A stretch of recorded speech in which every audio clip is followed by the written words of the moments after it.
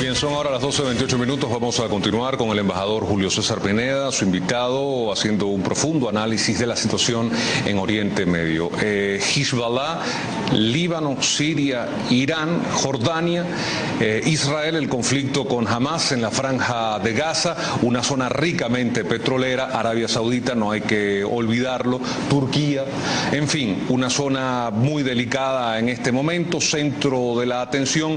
¿Puede expandirse este conflicto, embajador Pineda? Decíamos anteriormente, pero queremos hacer un paréntesis, es triste que todo el mundo está tan preocupado por problemas tan graves, una manifestación como la que vino rompa la paz y la tranquilidad, y más de un medio de comunicación cuando ellos ven que estamos tratando de ser amplios, objetivos. Tenemos a un venezolano de religión judía y a un libanés árabe que defiende la causa palestina, y eso es el debate democrático, que cada uno ponga su argumento, y vimos esto que es triste. Me acaba de llamar precisamente Nicole Michel, es una judía que está en Marrakech, en el mundo árabe, que está viendo en internet este programa en este momento, y me decía lo mismo, lástima que interrumpieron el debate. Yo como venezolano, estando en Marrakech, en Marruecos, estoy siguiéndolo por internet, porque me interesa el punto de vista de la comunidad árabe en Venezuela, pero también de la comunidad judía. Yo soy judía y vivo en el mundo árabe, y precisamente me decía que en Marruecos conviven perfectamente los árabes y los judíos, los musulmanes, los cristianos, y que el reino de Marruecos es absolutamente democrático en ese sentido.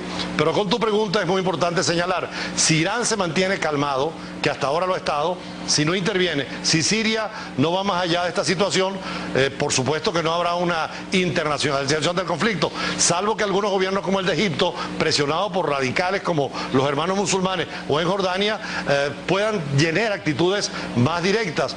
Por ahora está concentrada en una especie de intifada.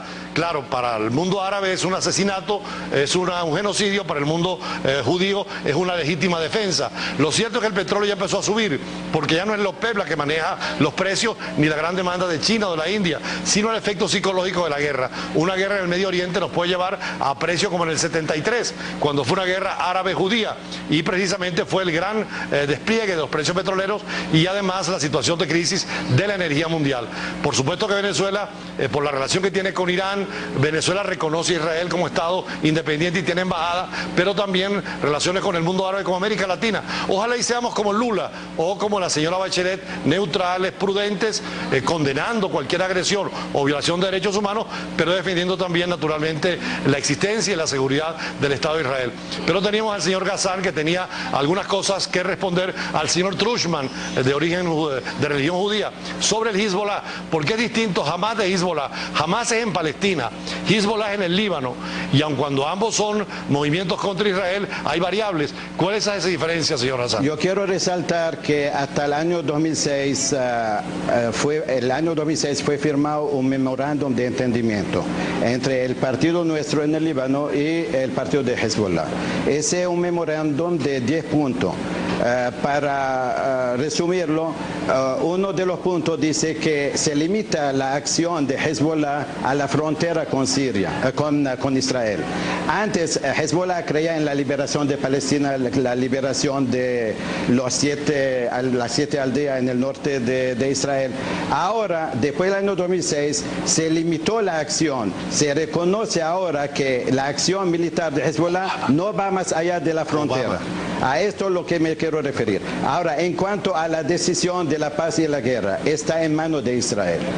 Israel ahorita puede decretar un alto al fuego y se acaba esta guerra por ahora. Pero esa decisión la puede tomar solo Israel. Pero si Israel quiere la guerra, va a haber guerra, porque los palestinos no se van a rendir. Pero el señor Trushman decía que ya hubo una etapa de paz entre Israel y Hamas, gracias a Egipto, pero que siguieron lanzando cohetes permanentemente. Pero ¿por qué lanzaron los cohetes? ¿Quién le da garantía ahora? ¿Por qué lanzaron los cohetes? Porque hay un bloqueo de hace más de 2 años que se le impuso a Gaza porque no quisieron reconocer los resultados electorales donde triunfó Hamas en Gaza y en Cisjordania, en ambos. Ahora, lo que está haciendo Israel, la política de dividir y reinar. Eso es lo que está implementando Israel. ¿Pero Israel no quiere reconocer a un Estado palestino. Aparentemente, ellos dicen que sí, ellos están defendiendo un Estado palestino. Yo quiero resaltar otra cosa. En Galilea, Ahí viven más de 200.000 palestinos, si no estoy equivocado, un poquito más puede ser. Entonces, hace más de 2 meses, la ministra Livni, ella dice que si algún día va a haber un Estado palestino, los palestinos o los árabes del año 48 que viven en esa zona de Galilea, tienen que transferirse para los territorios ocupados, lo que es Jordania. Entonces estamos lo mismo, ellos simplemente están ganando tiempo y huyen hacia adelante siempre que lo han hecho, de hace 40 años, y lo están haciendo igual. Cambian de gobierno y desconocen todos los acuerdos anteriores. Pero decía el señor Truchman que el Al-Fatah sí reconoce a Israel y está negociando, pero que jamás no, y que están divididos los palestinos, unos con la violencia y otros con el diálogo. Yo creo que jamás, el día que Israel reconoce los territorios ocupados, un Estado palestino, de verdad que lo reconoce, con las actuales fronteras que están, yo creo que jamás sí podría reconocer un Estado, el Estado de Israel. Pero los hechos han demostrado todo lo contrario. Los hechos han demostrado que Israel está tratando de ganar tiempo, desconocen todo el acuerdo. Por eso es que jamás se levanta en contra del Estado de Israel. Y tienen derecho a disparar el cohete mientras que haya un bloqueo. Tiene que haber un levantamiento de bloqueo en primer lugar. Israel tiene que dar el primer paso, levantar primero el cese de fuego inmediato, levantar el bloqueo y después ir a la mesa de negociaciones. Y hay otro factor que impedía un acuerdo interpalestino, esa división que existía entre Fatah y Hamas. Pero la situación ha cambiado después de esta guerra que lleva como 7 u 8 días.